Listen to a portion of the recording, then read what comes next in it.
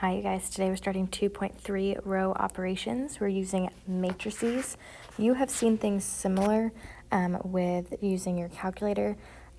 You just didn't really know that they're called matrices. So today we are going to be starting to set up matrices and then utilize matrices to find solutions to our systems. So this is another tool that you can use to solve your system of equations. So to start, we're looking at finding an augmented matrix, and what this means is we're going to set up a matrix based on the leading coefficients of each of these terms, and then that is the matrice that we would use to solve. So we've got x, y, and z, and then we have our solution. So we're going to have a matrix that has 3 rows because we have 3 equations, and then it's going to be by 4 columns because we have the 3 variables and then 1 solution. So it's going to be the leading coefficient of x, which is 1, the leading coefficient of y, -2, leading coefficient of z, which is 3, and then our constant, which is 9. I put a line that kind of divides, just kind of setting your equal sign there for you. You'll see some people do dashed lines, but it just helps to organize your work from here on out. Next equation, we have -1 for x, we have 3 for y. We don't have any z's, so we're going to put 0. You still need to put something there for z. It's got to be 0. There's no z's in that equation. And then our constant is -4. Our last equation is 2, -5, 5, and 17. So that is the augmented matrix for this system of equations. Moving on to this other example, we still have x, y, and z. Some of these equations are just missing one of those variables, so this will still be 3 rows because of the number of variables that we have, or number of equations, and then 4 columns. So we're going to set up our augmented matrix. Starting with our first equation, we have 1, -6 for y, 0 z's, and then our constant of 5. Next equation, we have no x's, we have 3 y's, 2 z's, constant of 4, and then we have 2, -5, -1, and 0. That is your augmented matrix for that system of equations. This is where we're going to be using our calculator to solve for what we call reduced row echelon form. And we'll talk more about what that looks like in just a second. But you've got the instructions for how to use your Casio calculator. So if you have your own Casio, that's the instructions there. If you don't, we're going to use a website called desmos.com/matrix. And that is linked in Schoology for you. But we are also, I'm just going to pull it up and show you what it looks like over to the side here. So this I have already used a little bit, but I'll clear it and we'll go ahead and utilize it for this problem. So to start off, we needed to set up our augmented matrix just like we did before. We have x and y, x and z. So we still need 3 variables, meaning 4 columns with our constant added. So this first equation is 1, -3, 0, constant of 4, 1, 0, 1, and 12. We didn't have any y's in that one. And then 1, -1, -1, and 1. Be very careful of your signs there. All right, so that is our matrix, and then we're going to perform what we call RREF. That's reduced row echelon form on this matrix. So what you're going to do if you're using this Desmos tool is you're going to click New Matrix. This is 3 rows, because that's the number of equations, 4 columns, and then we are going to type in everything we have. So I'm just using the numbers on my screen, and then I'm using these arrows over here to move over to the next available box. So -3 is next. Don't hit enter. It will just move you on, and you don't want that. So typing in my numbers based off of the equations. All right, and check, make sure you've got them plugged in correctly. I do, so now we're going to hit enter, and that saves that matrix. Now we're performing RREF. So down here in these tools, you've got that button right there that says RREF, and we're performing it on matrix C, which is A. That's the one that we saved it under. And then if you hit enter, we now have this awesome matrix right here that is been changed into our reduced row echelon form. So what this means is now we've got 1, 0, 0, 7, 0, 1, 0, 1, 0, 0, 1, 5. So what this means, if we were to put this back into an equation, right, we would have x plus 0y plus 0z's. So really, we don't even need that. X equals to 7. We would have no x's. We'd have 1y, no z's, equal to 1. And then we'd have z equal to 5. So what that reduced row echelon form does, it actually eliminates all of the other variables from each equation, leaving you with just one variable in each on the diagonal, meaning x, y, and z are in order, and then it gives you what the solution would be. And you could plug those back into your original equation and solve, but really your calculator is doing elimination for you and solving the system of equations. So let's try that one more time. Let's set up our matrix.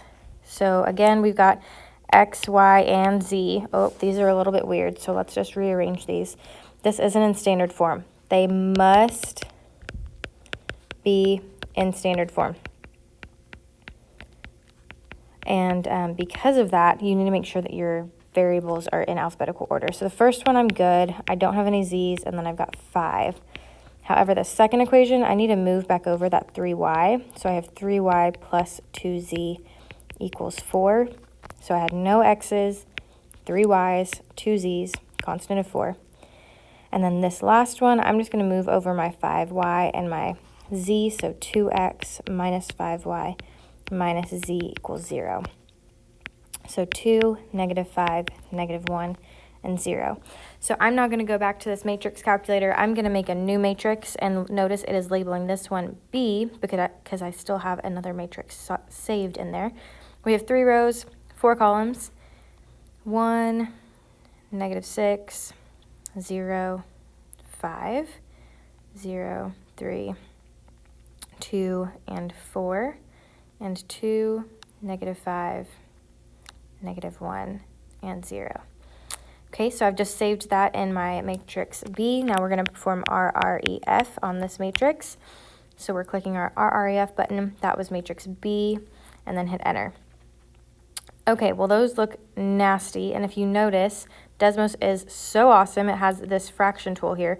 So if you click on that fraction tool, it will automatically convert it for you into those fractions. So our new RREF matrix, our reduced row echelon form matrix, has an x value of -11/17, a y value of -16/17, and a z value of 58/17. So I don't want you to leave it as a matrix. What I want you to do is write out what it actually solved for, right? It's x equals -11/17, y equals -16/17, and z equals 58/17. That is what you should be boxing as your final answer. So basically our calculator just did the work for us. Now I'm going to teach you how your calculator is doing that work. And first we're going to look at what we call Gaussian elimination. So let me close out this calculator. Gaussian elimination is basically when we're performing row echelon form, not reduced row echelon, but just row. And I'm going to show you what that means down here.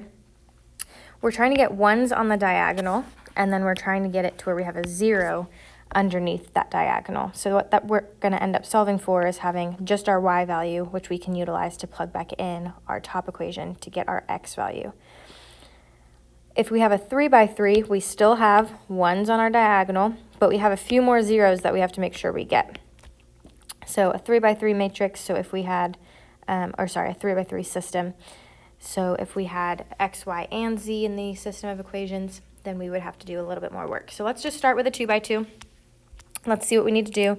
First, we're going to set up our matrix. We've got 1, 1, 1. We've got -1, 1, and 1. Okay, so remember the goal is to get ones on this diagonal, and we're trying to get this underneath the diagonal to be a 0. So what we're going to do is what we call row operations. We're going to utilize our other rows to change a different row. So in this case, we're trying to get that -1 to become a 0. Well, to do that, I can add row 1. So I'm going to use this notation plus R1 to show that I am adding row 1. What that's going to do is 1 plus -1 is going to become 0, just like if we were to add our two equations together to start off with. So let's go ahead and write out what we have. So we didn't do anything to row 1, it stayed the same. Now we're adding our second row to our first row. So 1 plus -1 became a 0, 1 plus 1 became 2, and 1 plus 1 became 3. So I just added my x's, added my y's, and then added my constants. So again, the goal is for these to become 1s. Well, one of them is a 1, so we're good there, but we need to change this 2. To do that, we need to get 2 to become 1. Let's times it by its reciprocal. Let's times it by 1/2, and then that will make it become 1. So we're going to have our first row staying the same. We already had a 1 in the space we needed, so we didn't really have to do anything to that row. This one we are dividing by 2 or multiplying by 1/2, so that 2 became a 1, and then the other 2 also became a 1. So now what we've just done is we have created this last row to just be for y. So this now means y is equal to 1. And now you could utilize that top equation. If you were to go back to the equation instead of the matrix, we'd have x plus y equals 1. We know y is 1, so x plus 1 equals 1, so x is equal to 0. So if you were doing row reduced echelon form, you'd be getting one of your variables and then solving for the other. Let's try that again on back.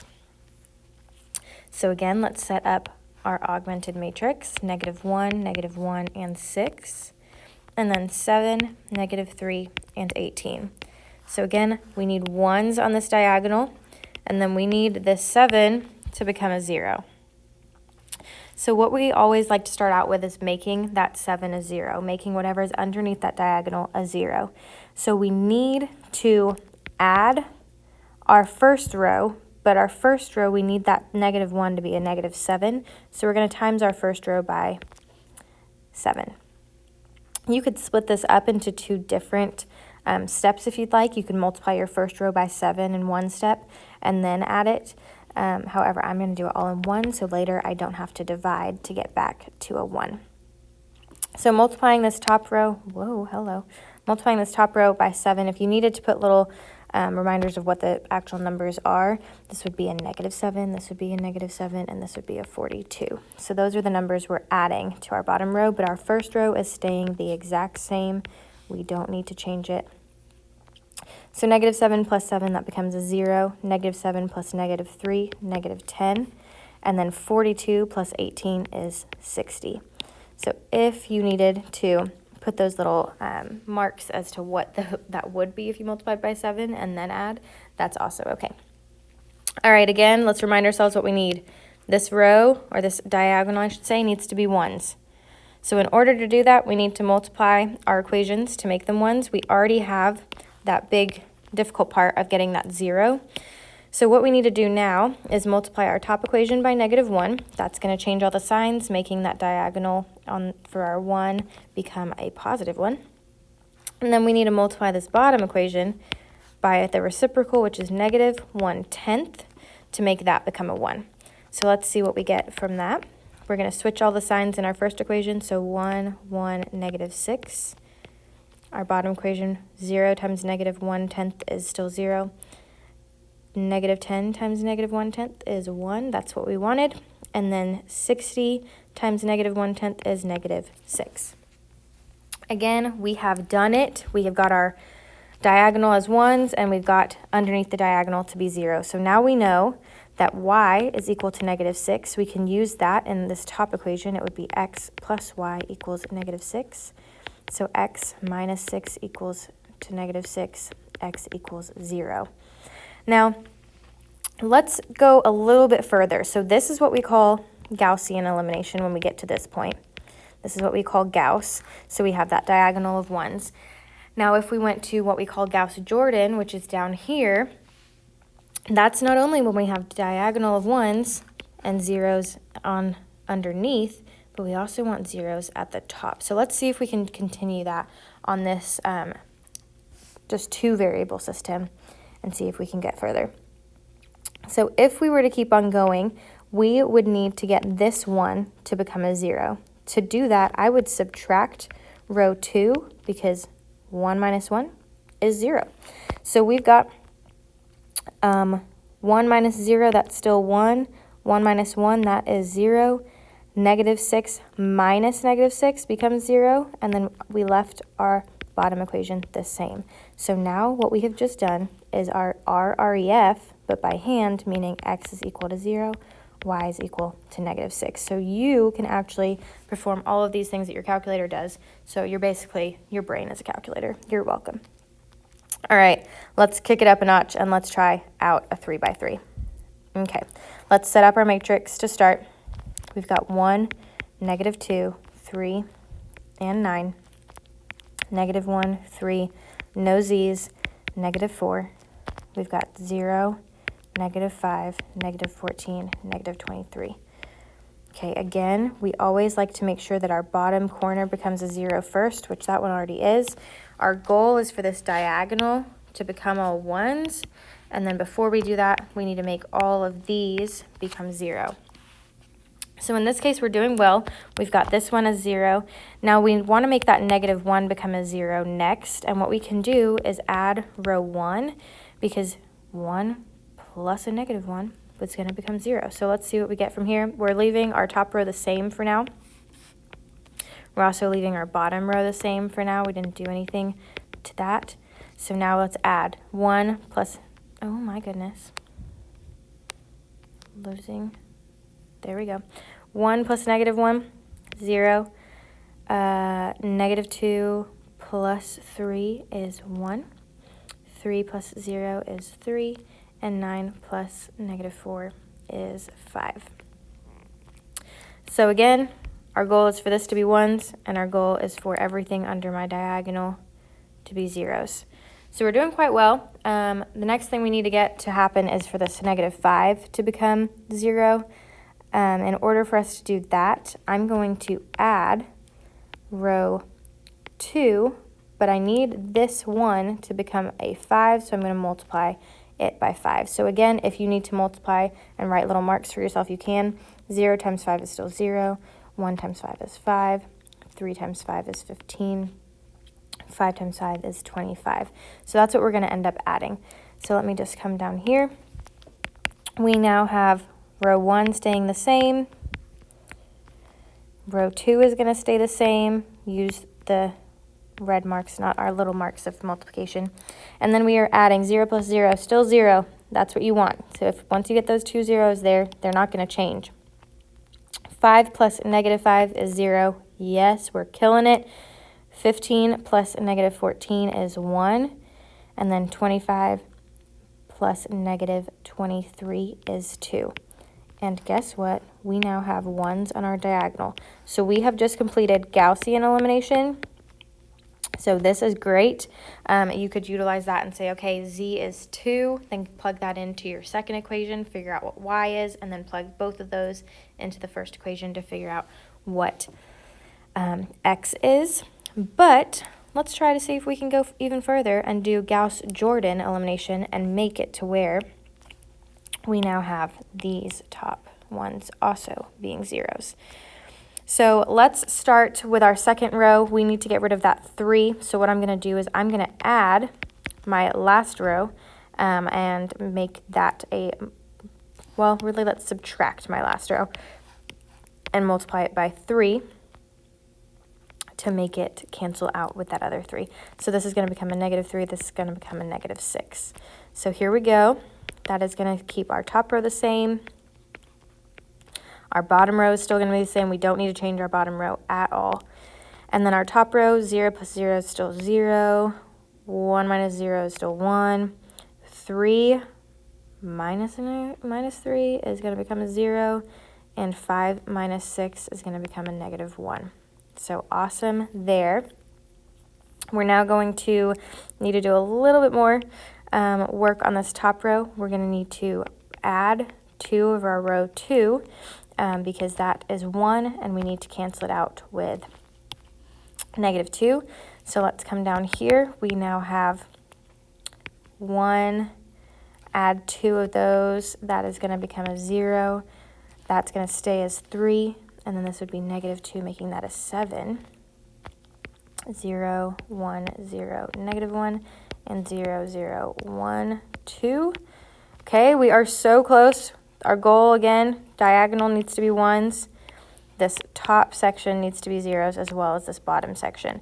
So far, we're almost there. We just need to get rid of that 3. So in order to get rid of that 3, we need to cancel it out with another one of our z variables. The only one that has z left in it is our row 3. So we're going to have to do something with row 3. Row 3 is 1. We need it to cancel out with a +3, so we need to subtract 3 of our row 3. So that is going to mean we have 1, 0, 0, and then we've got 3 of row 3, which is 6, so 7 minus 6 is 1. And then everything else is staying the same.